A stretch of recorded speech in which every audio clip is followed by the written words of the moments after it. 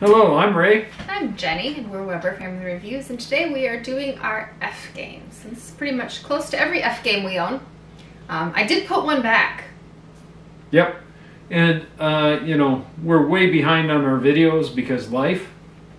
So I got to edit the other one from like 2 months ago and keep it going. But you'll live because we're not that important and we're probably 3,700 on your YouTube viewing thing. But today we're going to talk about the F games that we own and like to play. That way we can do the alphabet just as a reminder and get through some games that most people don't know about. Though I think all of these are probably, I don't think anything but maybe one would be a surprise. Maybe two. Because most people have heard of Fox in the Forest. Fox in the Forest is a two-player trick-taking game that we take everywhere. The box is getting beat up, the cards are getting beat up, but it transports easily, quick to play. Don't want to take all the tricks. If you take all the tricks, or most of the tricks, or actually a majority, like you want to kind of stay at that, you want to take 7 of the 13. Yeah. And that, if you take all of them, or actually if you take all but 3, your opponent gets 6 points and you get nothing. So there's some differences to this, but it's a fairly standard trick-taking game, but some of the cards have some abilities when you play them. You swap stuff out or change trump. It's a good two-player game. They put in a duet of it. I don't know why. It was already a two-player game. It's co-op then. Yeah, well, we just, no, we haven't done it. But that one goes in our backpack like everywhere. So. Yep. This isn't a little game. This is floor plan, and I really like floor plans. So roll and write. And you roll the dice and you build the different features in your house, and you're trying to get the best floor plan. And there's certain goals each round, and they change their deck of so you get a different one each time. But it's well within my drawing ability, which is very, very low. I mean, if you were a great artist, I'm sure you can make this look beautiful. Ours look like little dots, but that's all you need to be able to tell what's going on with them. And it says plays 1 to 100, and I'd believe it. You could easily play this with a large group because you're just filling in boxes and you're rolling, and everyone does the same thing off the rolls. So nice, easy, quick little one, but I get a lot of satisfaction of having that finished floor plan. All right, you may hear my youngest child losing his mind because he's watching something on YouTube. For sale, old classic. What you do is you use your money to buy and bid on cards, and then the next round you're using your cards that you bid on the first round or first phase to get bigger money values or nothing. And they range from a space station at number 30 to the sewer drain for like 1. So it's a great game. It plays up to 6 really well. It's smooth. I don't hear people talk about it as much anymore, but it's been around a long time, and it's still one of my favorite 6-player real quick games. For sale. It's a great filler between stuff because it plays that number. You know, you kind of, the beginning of a night or an end of a night, it's an easy one to do. It's when they did the whole series of like these games, and that was one of them, and that's the one that I think stuck around the best. And this actually have 2 versions of Fleets in here, but we actually own 3. We also own the dice game. I like Fleet. Ray likes this one, which is Wharfside.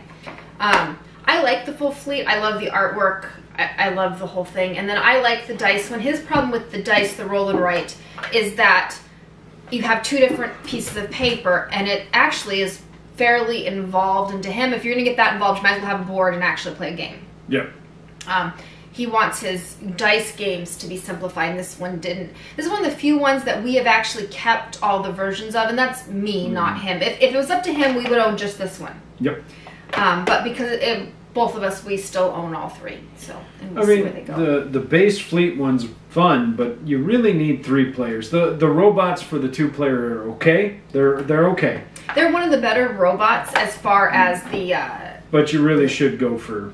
Yeah, 3. This is a better game. It's one that now that we've got game night hopefully restarting, hopefully we'll hit the table. All right, so I went with a super light for sale. Now a super light 2-player trick taking. This is a super heavy 2-player game, and some people will go, it's not that heavy. It's a 2-player game. It's an Uwe Rosenberg. So there's farming. You gotta, deal with feeding your people. You gotta deal with getting your cart built. But this one is my favorite Uwe of the farming ones. It's just fun. You're selecting actions. You got the family. You got the 2 seasons. And it flows differently. And I think it flows differently for me because it's a worker placement that is designed for 2-player. And it does a lot of things well. And it doesn't feel as restrictive. Like Agricola. Everybody brings Agricola to me. I love Caverna comparatively. I like it a lot. Because if I want to do only carrots, I get a little slap on the hand. I'm okay with feeding your people. I'm okay with some restrictions. But when everything penalizes you, if you don't do everything, that bothers me. It takes away some of your agency because you must do everything. And sometimes people use that against it. This one doesn't feel like that. I love the farming games. He doesn't so much. This is the one farming game he actually enjoys, and the one UA he really likes. I like most of them. He does not, so this is the one that he likes. And he doesn't like all the negatives and the restrictions. He doesn't like being told I have to do everything. Now on the UA thing, here's Feast for Odin. We've actually only got this table once. I really enjoyed it. I look forward to playing it more. Our biggest complaint as we put this away was the insert doesn't fit the tokens. Yep. Which is a annoyance, to say the least. I took it apart 3 times thinking it was just me being silly. No, it wasn't. The first one you thought I was wrong. Yeah. But by the 3rd time, no, it just doesn't work. But this is fun. Again, though, this is one that definitely you're covering up as much of your boat as you can, or you're going to get negative points. I mean, really. That doesn't bother me as much, though. I don't know why. Yeah. Well, I think because you can specialize in one thing and do a lot of one thing, and it's still going to cover just as well. It's just the different sizes as you fill in. You want the different things. And it's kind of cool how they're double-sided and there's the different things. So I enjoy this little bit of everything. And there is that, some of it, you're feeding a certain amount, but it definitely, feels less restrictive than, say, Agricola does. I think it's more closer to Caverna in that. And this is definitely a game that I think we need to get a couple more plays in before I feel like I really have it down. Or at least, I'm never going to say I'm good at it, but that I feel like I know what I want to do with it. But we just need an 8th day of the week. Yes. All right. I'm back to the light. I think I have the lighter games today. Forbidden Desert. Or you know what? I still like Forbidden Island. I just grabbed one of them. Not as much of a fan of Forbidden Sky, though it was fun.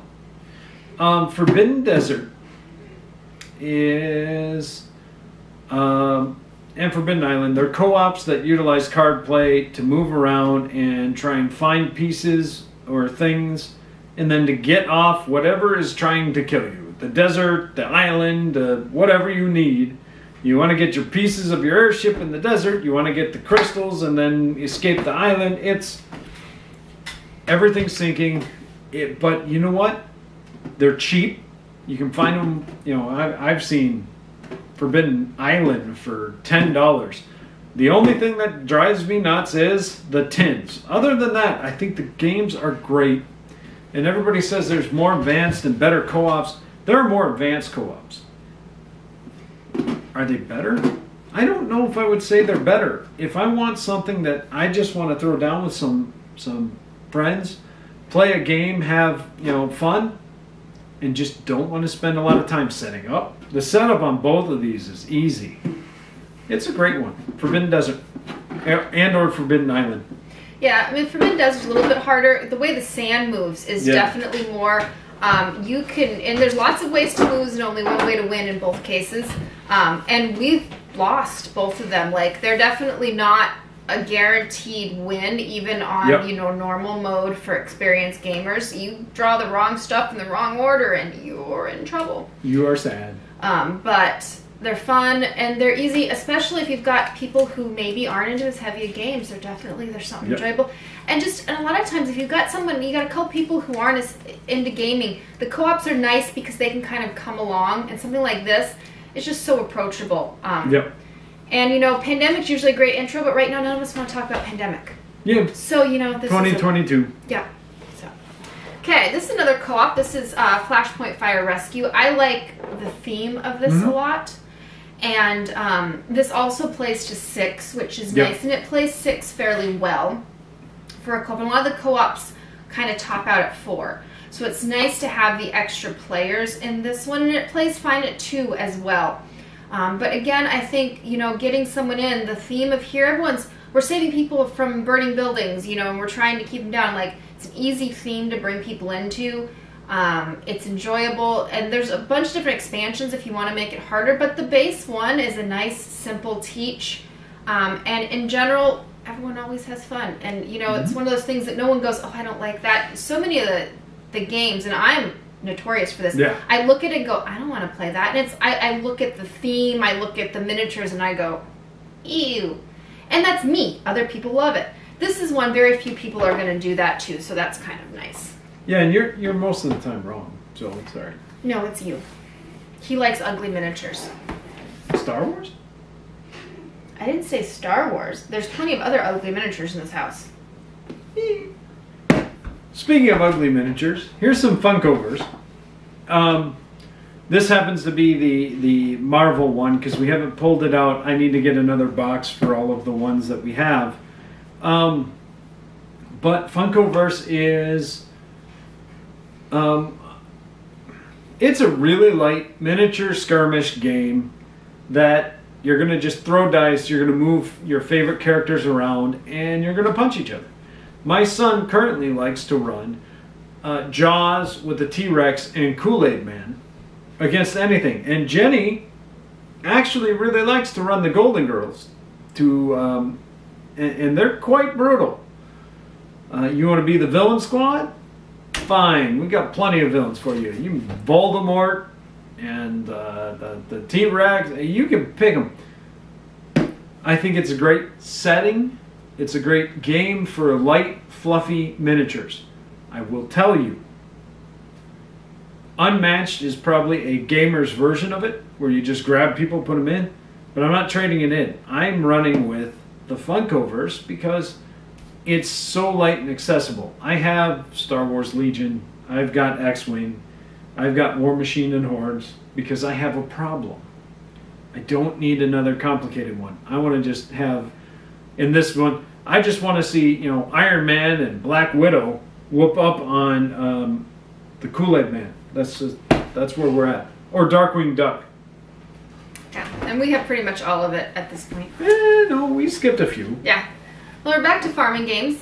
Fields of Green. I like this one a lot. There was a star version of it. What, Among the Stars? Among the Stars, but it was not a true 2-player game, and there was a lot to it. This one works really well. This one works well 2-player, and for us, that's a major issue. I think if you don't normally play 2 players, the other one would probably be, and if you don't like farming, you might prefer that one, but I actually prefer the farming theme. I like my little strawberry fields and my barley fields and whatever else I can put in here. There's crop circles too, all kinds of cool stuff.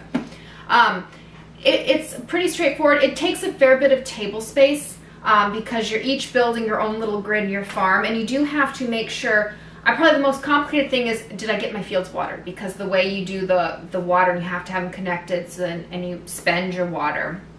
And refilling them is actually not that easy. So you definitely have a number of things you really have to consider in this game. So there's quite a bit of strategy in here. It's just pretty, looks good on the table when it's done, but it does take up a fair bit of space. Yeah. But if you like that farming theme, you've liked like Agricola and stuff, this is one that isn't as punishing, so he also appreciates that. It's a really good card. It's card laying, tile laying. All right, our biggest surprise was 5 Tribes. We got it on sale with 75% off at Barnes & Noble. 7 years ago? 6 years ago? It was actually, I think we bought it at Barnes & Noble in Anchorage, but we bought it before we moved back. Yeah, a long time ago. And we were like, we've heard about it. It works really well 2-player. We have a lot of fun with it. Everybody we played it with has enjoyed it. Some of them took a little bit more to figure out, you know, you got to plan stuff. But it's a great game. It works kind of in the Moncala concept where you take a bunch, drop things off, And the last place you do, you pick up all the meeples that you placed of the same, or all the meeples the same color as the last one you placed. Do that action. And it works really well. I like it. And I mean, we've got some of the expansions. We got the gins, and so there's some powers and special things you can do. But that's 5 tribes. Yeah, there was one we didn't expect to like, and we really did. And this is one we did expect. We love all the Academy games. This is Freedom. This is the cooperative one. You know, racing, trying to get slaves to freedom. We really enjoy this one. This is one we've had a lot of fun from. And just like any of the Academy games, they have all the information here, so you could use this as a teaching tool if you wanted. But in any case, you're going to enjoy it no matter what. And, you know, it's a theme. It's pretty intense, though. It is, but it's a theme everyone can get behind because, again, everyone understands, okay, you know, I want to rescue slaves. Again, and no one has to play the bad guy. Mm-hmm. It's a true co-op, and the slave catcher is all done automatically. It's not an easy game to win, but it's also not, like, impossible to win. Mm-hmm. And there's lots of history built in there, so, you know, it's one of those... if you enjoy the historicals and you enjoy co-ops, this is definitely one you're going to like. And really...